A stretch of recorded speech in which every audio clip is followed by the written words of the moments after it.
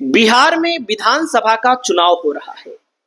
बिहार विधानसभा चुनाव को लेकर इस वीडियो में आपको बताने जा रहे हैं कौन कौन सी सीटों पर असदुद्दीन ओवैसी की पार्टी एआईएमआईएम के कैंडिडेट जीतने जा रहे हैं। सर्वे क्या कहता है, आंकड़ा क्या कहता है, इस वीडियो में आपको बताएंगे। आपकी क्या राय है, ओवैसी कितनी सीट जीतेंगे, किसका नुकसान पहुंचाएंगे? आप लोग अपनी राय को कमेंट करके जरूर बताइएगा। दोस्तों, जाहिर सी बात है, ओवैसी जो सीट जीतेंगे वो मुस्लिम बाहुल्य सीट होगी। तो मुस्लिम बाहुल्य सीट में पहली सीट का नाम आपके सामने है बहादुरगंज।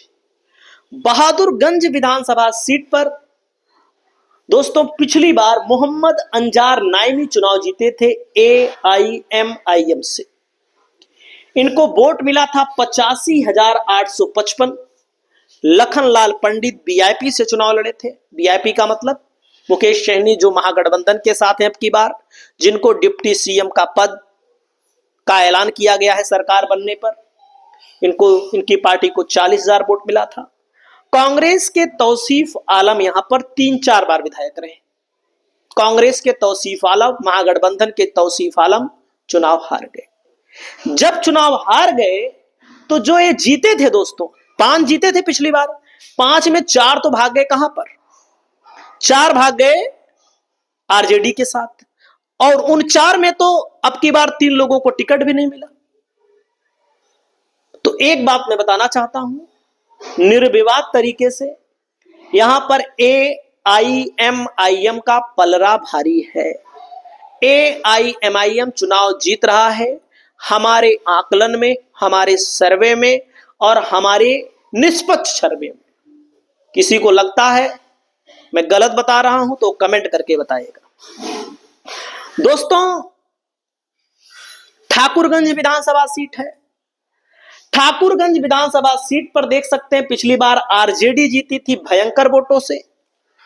गोपाल कुमार अग्रवाल यहां पर चुनाव लड़े थे। मोहम्मद नौशाद आलम चुनाव लड़े थे।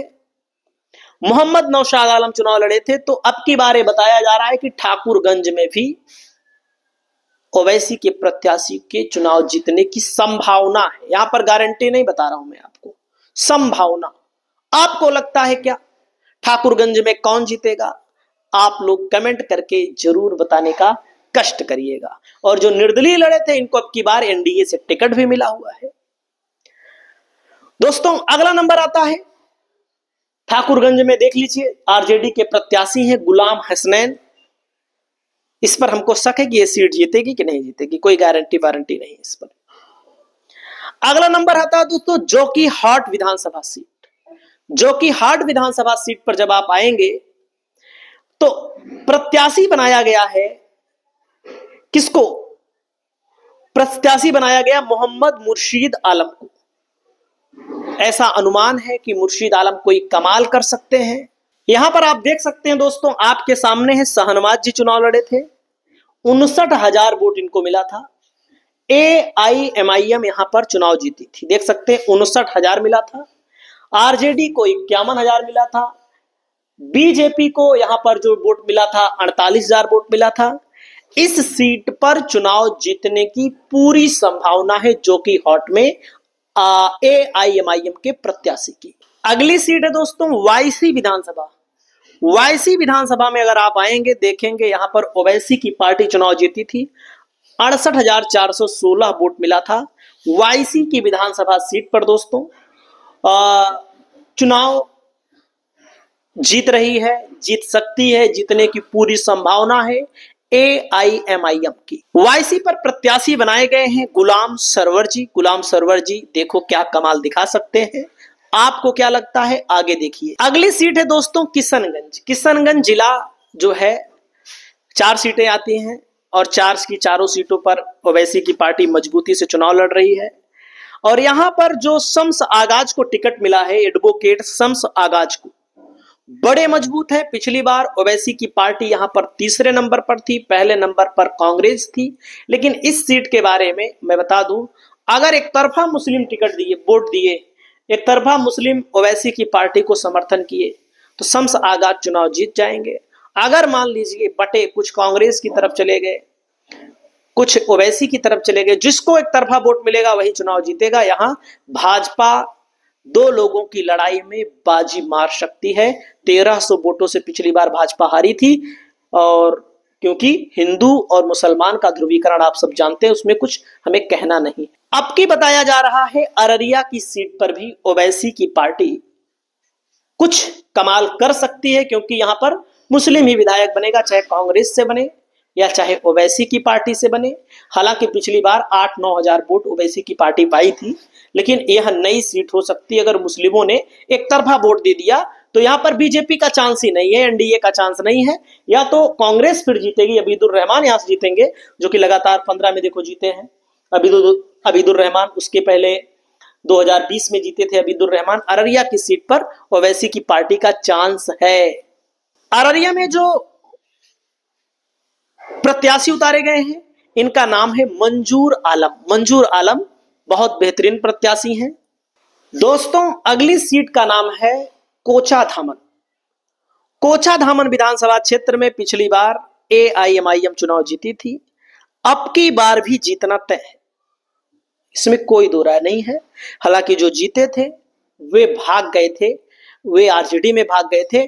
कोचाधामन में भी आरजेडी जीते, मतलब कि एआईएमआईएम चुनाव जीतेगा। अगली सीट का नाम है अमौर विधानसभा रिजल्ट। अख्तरुल ईमान जो कि एआईएमआईएम के प्रदेश अध्यक्ष भी हैं, पिछली बार जीते थे, यही अकेले नहीं गए थे, यहां पर भी इनका चुनाव जीतना तय है।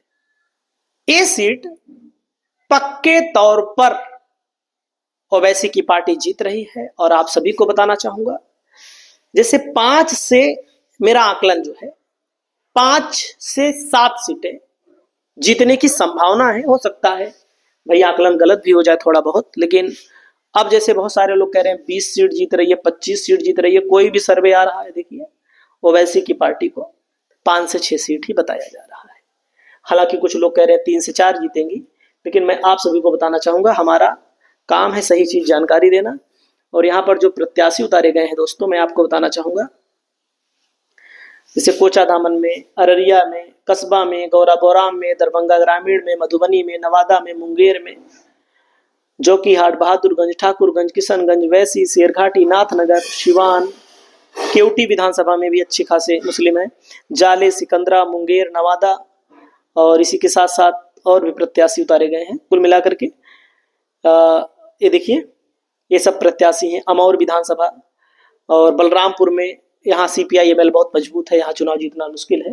नरकटिया में, गोपालगंज में, तो इन सीटों पर जहां पर मुस्लिम प्रत्याशी ओवैसी के प्रत्याशी पर भारी पड़ेंगे तो हार जाएगी।